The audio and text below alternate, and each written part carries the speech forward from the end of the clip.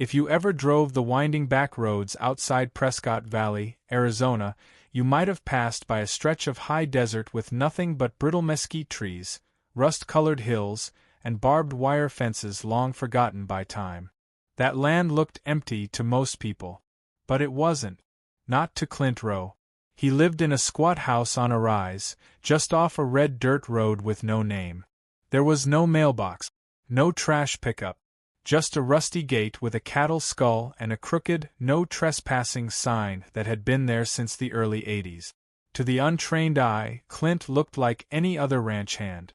Leathered skin, deep lines around his eyes, old boots with dust baked into the seams. But behind that quiet stare was a man with a memory like a steel trap, and a lifetime of watching the land change under his feet. He'd been born out there in '67. His daddy was a Vietnam vet turned cattleman, tough as rawhide and mean when drunk. But he taught Clint two things: how to read land deeds like scripture, and how to wait longer than the man who wronged you. By the time Clint was 20, he'd inherited 2,400 acres of high desert scrub, stretching across 3 ridgelines and down into a hidden wash where his father's cattle used to drink. It wasn't pretty land, but it was his, and it held more value than most folks could see. That was, until the people in visors and luxury SUVs started showing up. The first time Clint heard the term Sierra Point Heights, it was from a developer who stopped on the road one morning, just as Clint was stretching fence wire with a pair of pliers older than the man's haircut.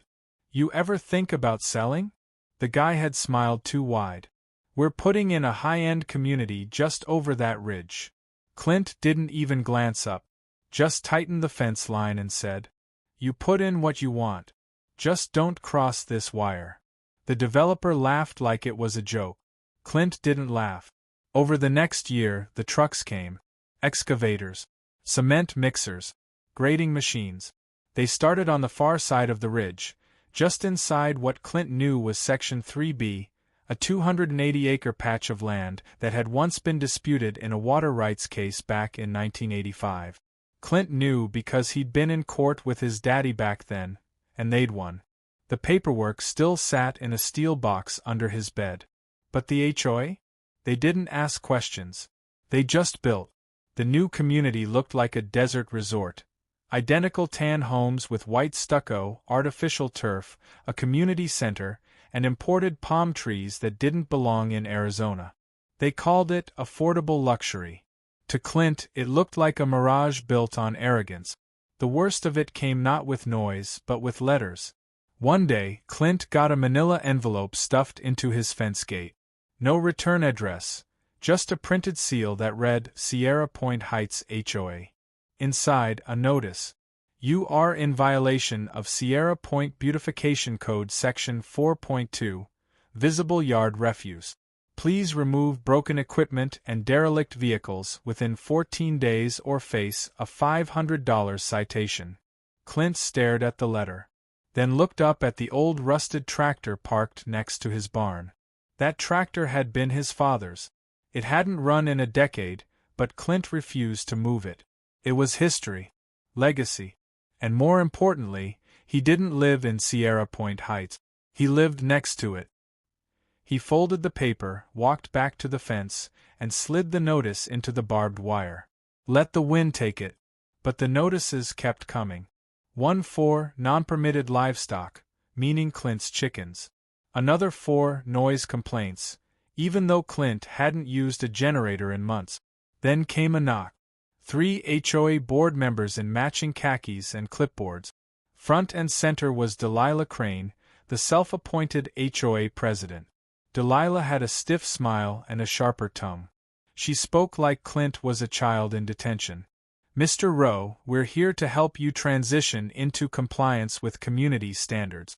It's important that the border properties maintain curb appeal for our residents." Clint stared at her for a moment, then tipped his hat and said, "Ma'am, you're standing on my land. And the day I care about your curb is the day I let someone else brand my cattle." Delilah scoffed.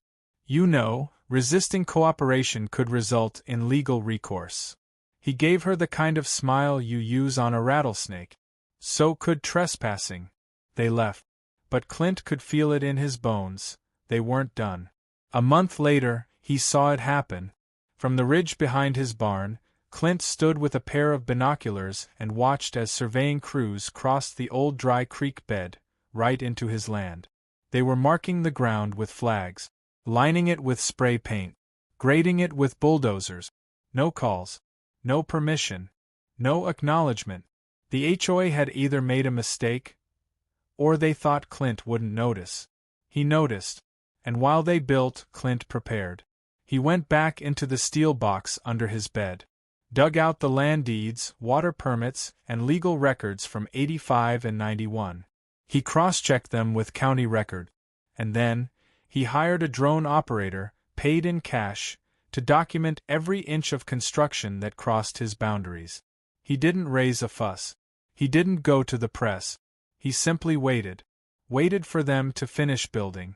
By spring, 120 homes stood on land Clint legally owned. Sierra Point Heights was celebrating their grand opening with catered food trucks and a ribbon-cutting ceremony. Delilah Crane was on the HOA Facebook group, posting selfies with giant scissors and calling it the crown jewel of desert living. But up on the ridge, Clint stood quietly, arms crossed, wind in his hair, and said out loud to no one, "That crown sits on my dirt, and they're about to pay for it." Clint wasn't the kind of man to panic, especially not over trespassers in pastel polo shirt. He was the kind of man who sharpened a knife slowly, methodically, and waited until the meat stopped kicking before he made the cut. While Delilah Crane and her army of HOA cheerleaders celebrated their development, Clint got to work in silence. He wasn't a lawyer, but his daddy had taught him two things about land: fences lie, deeds don't. And Clint had a deed older than the neighborhood itself. The very next day after the ribbon cutting, Clint visited the Yavapai County Recorder's office in town. He brought every document he had: land patents, tax receipts, mineral rights leases from his grandfather's mining days, and topographical maps so old they still showed dry riverbeds that hadn't existed since 1960. The clerk took one look at the folder and raised an eyebrow. "You planning to sue somebody, Mr. Rowe?" Clint gave her a polite nod. "Not yet. Just making sure the land I already own is still mine." And it was. In fact, not only was it still his, but the HOA had crossed the boundary line by exactly 278 feet, enough to include an entire row of houses, a dog park, and half of their sparkling new community pool. That was mistake number one. Mistake number two? They had never filed a single easement. Back home, Clint climbed the ridge again and looked down through his binoculars. Construction crews were gone. The houses stood still now, filled with furniture, lawn chairs, and shiny new SUVs. He didn't need dynamite or lawsuit. What he needed was a paper trail. So he went to a quiet law office just off Main Street, Myers, Phelps and Cromley, where an old friend of his father's worked part-time drafting mineral leases and land trusts. He dropped a folded map and a list of addresses on the desk. "I want to file liens on every house that sits past this line. Retroactively." Quietly, the attorney stared at the list. "That's over 100 homes, Clint." Clint nodded. "I've got drone footage, GPS logs, and original boundary markers they bulldozed. I warned him not to cross my wire. Now I want it in the system. And I want it airtight." By the time summer hit, every homeowner in that back row of Sierra Point Heights was unknowingly living on a leaned parcel of land. Their titles were technically valid, but every one of them sat on top of property that Clint still held fee simple ownership of. It was like a game of musical chairs, except the music had stopped, and none of them knew their seats were already spoken for. But Clint wasn't done. He filed a formal complaint with the county zoning office, and attached the full file of evidence. GPS maps, notarized copies of the deed, side by side before and after drone photos showing the homes mid-construction. The zoning board responded in shock. It wasn't just an oversight. It was a massive violation of property lines. But before they could even send inspectors out, Delilah Crane showed up at Clint's property. This time, she wasn't smiling. She pulled up in a white Range Rover and stormed through the gate like it owed her money. She had a clipboard in one hand and fire in her eyes. "Mr. Rowe," she snapped, "you have no idea what kind of trouble you're trying to start. You can't possibly own that land. We've had it surveyed. We've poured foundations. We have permits." Clint leaned on his shovel, wiping sweat from his brow. "Ma'am, you can pave over a church. Doesn't mean you own God." Delilah stepped closer, waving papers in his face. "These homes belong to families, to veterans, to teachers. You think this is funny? You want to make them homeless." He didn't raise his voice. Didn't flinch. "No. I want to be paid. Or I want him moved. You choose." Delilah's lip curled. "You're bluffing. You're just some bitter old man sitting on dirt he's too lazy to sell." And that was the last mistake she made. Clint turned and walked into his shed. Came back with a brown envelope. Inside, a flash drive, a notarized report, and a certified letter with 120 names and addresses. "This is for you," he said calmly. "It's what we call in the ranching world a head count." She took it without a word. He watched her drive off, gravel spitting from her tires. Within 48 hours, Delilah had her answer. Every homeowner in the back half of Sierra Point Heights received a formal legal notice from the county. Their home was built on land not owned by the HOA, and the actual landholder had filed a property interest. The community exploded in panic. The HOA message boards lit up with residents demanding answers. "Are we getting evicted? How did this happen? Why didn't anyone check the land titles? Why are we being told to negotiate with some cowboy?" Delilah tried to calm the storm. She claimed Clint was mistaken, and that the HOA was working with a team of attorneys to resolve the misunderstanding. But Clint had already anticipated that. He'd sent preemptive letters to every homeowner, addressed personally and without a hint of aggression. "This is not a threat. I have no interest in ruining lives. But you are currently residing on land I legally own, without agreement, lease, or compensation. I suggest we talk like neighbors, before someone makes it worse." Some folks were angry, some confused, but a few came up to his gate. Not with lawyers, with hats in hand. A retired schoolteacher named Mark Davis was the first. "Mr. Rowe, I didn't know. We just bought the house 6 months ago. I've got grandkids coming in the fall." Clint nodded. "I'm not gonna throw you out, Mr. Davis. But your mortgage company doesn't own the dirt under your house.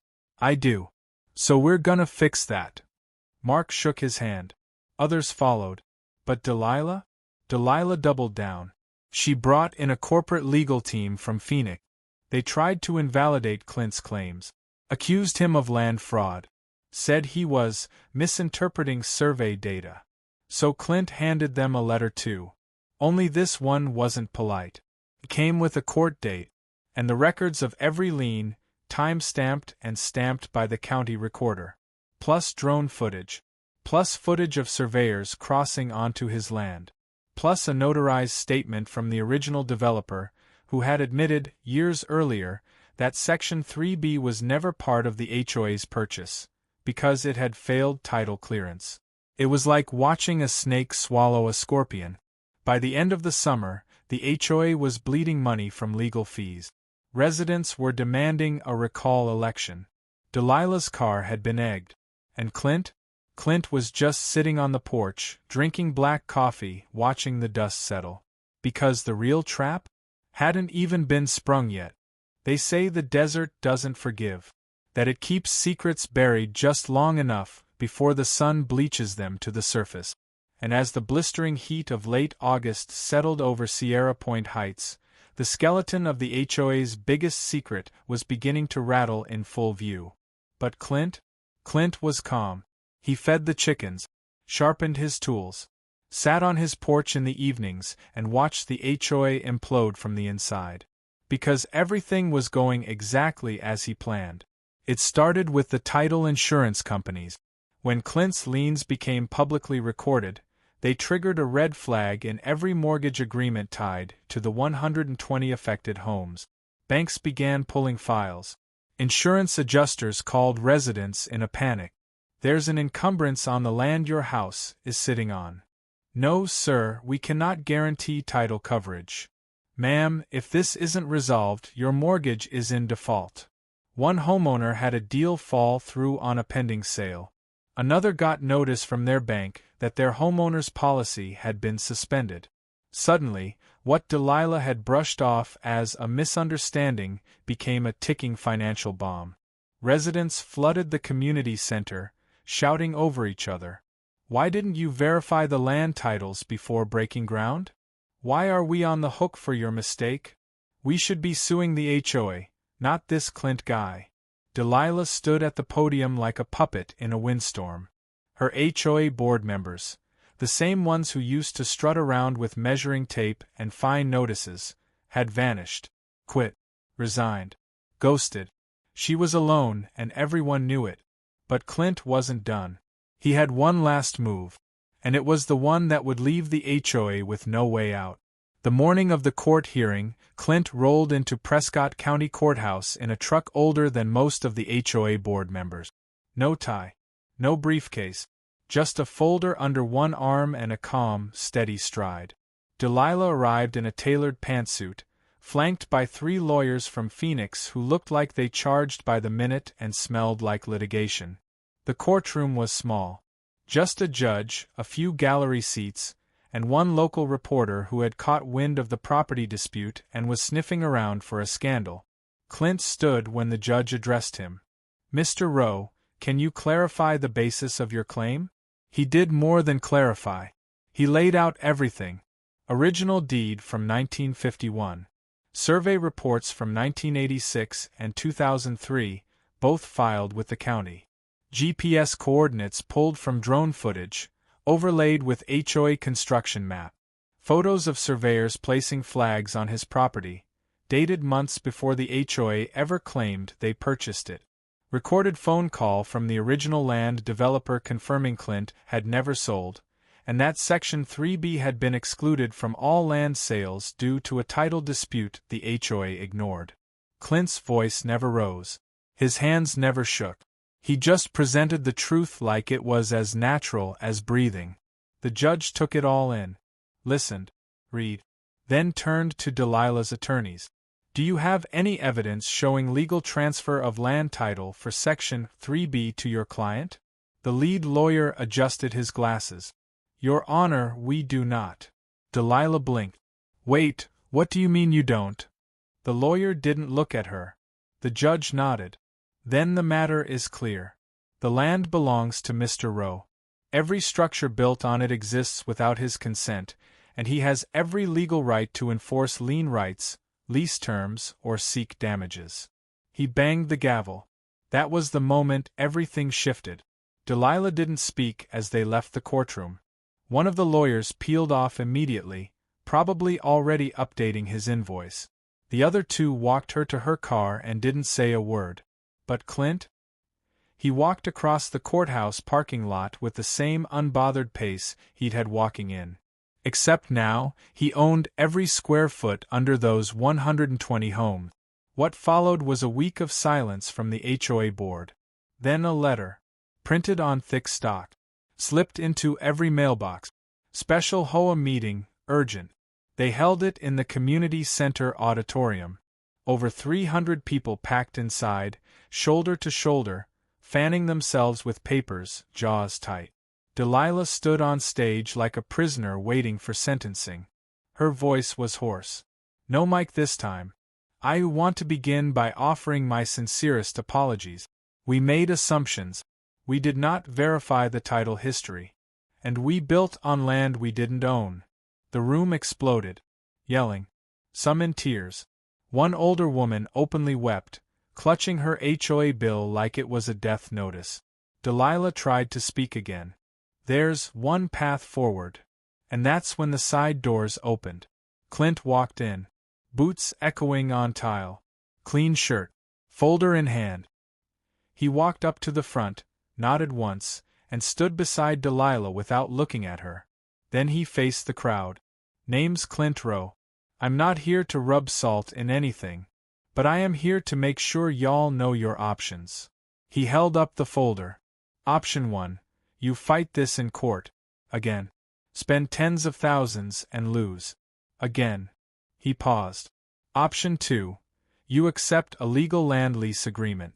Each homeowner pays a fair, monthly land use fee, based on square footage. In return, you get guaranteed occupancy, zero chance of eviction, and peace of mind. Murmurs. Shifting feet. A few gasp. Option 3.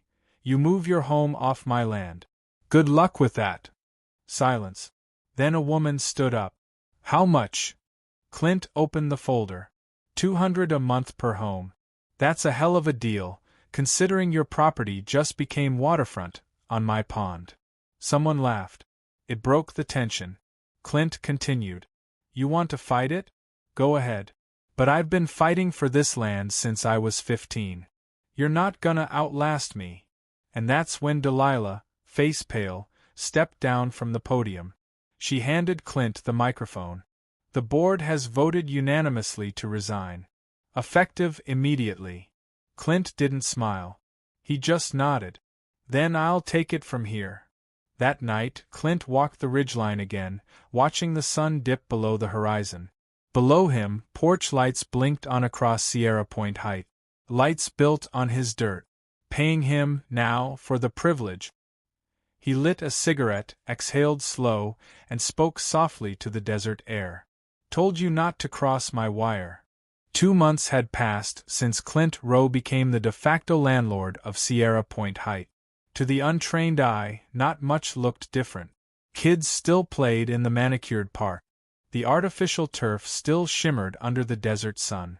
Sprinklers clicked quietly in synchronized rhythm, pumping reclaimed water to roses that had no business growing in Arizona soil. But beneath the calm, everything had changed. Every mailbox now received a monthly envelope, not from the HOA but from Clint Rowe Holdings, LLC. Each letter included a polite reminder. This property resides on private land currently held under long-term lease. Failure to remit payment will result in lien enforcement as permitted by Arizona revised statutes. There were no late fees. No fines for unsightly lawn chairs. No violations for American flags that were too big or too faded or hung on a Tuesday. Clint didn't care about that. He didn't want control of their lives. He just wanted them to understand something the HOA never did. You don't own a thing unless you've bled for it. The irony was that the residents actually liked Clint's system better. No committees. No surprise inspections. No Karen with a clipboard complaining about a neighbor's wind chimes. Clint only showed up once a month, to hand-deliver receipts to the folks who paid in cash, shake a few hands, maybe offer a carton of eggs from his hens. By the 3rd month, most of them greeted him by name. Even the HOA hardliners had mellowed. The woman who once tried to fine a man for parking a truck with mud on the tires? She now waved to Clint as he passed on his quad bike. People were tired of fighting. Clint hadn't just won. He'd exposed the rot in the system they'd been blindly following. But not everyone moved on so easily. Delilah Crane had vanished after her resignation. Rumors swirled. Some said she'd gone back to California. Others claimed she was trying to sue the developers who sold her the land in the first place. Clint knew where she was. He'd seen her, once, at the county records office. No visor. Just a wrinkled blouse, faded lipstick, and eyes that looked like they'd cried through the night. She didn't say a word. Just stared at him from across the counter. He tipped his hat. She looked away. A few weeks later, Clint received a letter, not from Delilah, but from her lawyer.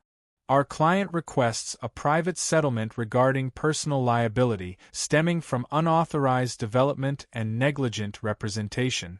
She is prepared to forfeit personal assets and accept terms to avoid further litigation. Clint didn't want her house, didn't need her car, but he wanted one thing. He replied with a single-page contract. Delilah Crane shall issue a signed public statement acknowledging liability, apologizing to affected residents, and renouncing any future role in HLA governance in the state of Arizona. 3 days later, that statement appeared in the local paper. Front page. With her full name and photo. It was over. Clint sat on his porch that evening, flipping through the newspaper, chewing on sunflower seed. The chickens clucked nearby. The sun sank behind the ridge. His friend, Mark Davis, the retired schoolteacher from Lot 14, pulled up in a dusty Subaru and waved. "Heard you got her to print it." Clint nodded. "Truth has a way of making itself known." Mark chuckled, stepping out of his car with a cold 6-pack of root beer. "Mind if I sit a while?" "Not at all." They sat in silence for a bit, watching the light fade over Sierra Point Heights. Then Mark said, "You know, when I first moved here, I hated seeing your land outside our fence. I thought it was messy, wild, out of place." He looked at Clint, eyes kind. "Now it's the only part that feels honest." Clint didn't say much. Just raised his bottle, and they clinked glass. Over the following year, something funny happened. The subdivision, once obsessed with uniformity, started to change. People painted their homes in desert colors, built porch swings, hung prayer flags, planted real native trees, mesquite, palo verde, cactus. Someone put up a wooden sign at the front gate where the fancy HOA placard used to be. It read, "Sierra Point Heights, land leased by Clint Rowe, rancher, veteran, neighbor." No one complained. Clint eventually hired a local paralegal to help manage the lease agreement. Not because he needed the help, but because she was sharp, young, and said her parents lost everything in a bad HOA deal back in Nevada. He liked the idea of training someone else to see through the lies. He even bought a new truck. Well, new to him. It had air conditioning and working speakers. He still didn't put a bumper sticker on it. Didn't believe in labeling things unless they earned it. And just for fun? He installed a new sign at the back end of the ridge, the part that used to be the disputed line, where the HOA surveyors first crossed over years ago. The sign was made of polished steel. No rust. Set deep in the ground with concrete anchors. On it, etched in bold letters, "Respect the land, or the land will take it back." Cr. The story spread across Arizona. Then the country. A viral news article ran with the headline, "Rancher Traps HOA in Multi-Million-Dollar Land Flub, and Wins." People cheered. Posted memes. Called Clint a legend. He never responded. Never gave interviews.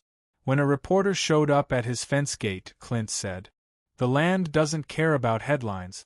Just don't litter and we're good," and closed the gate behind him. But late at night, when the coyotes yipped and the wind danced over the ridge, Clint sometimes stood under the stars and looked at the lights twinkling below, knowing that every bulb, every porch, every swing set sat on his ground. Not because he'd bullied them, not because he'd schemed, but because when they tried to erase him, he stood still, and let them build their castle on sand, then waited for the tide to come. End of section 4. 1,183 words. Total story length, 4,693 words.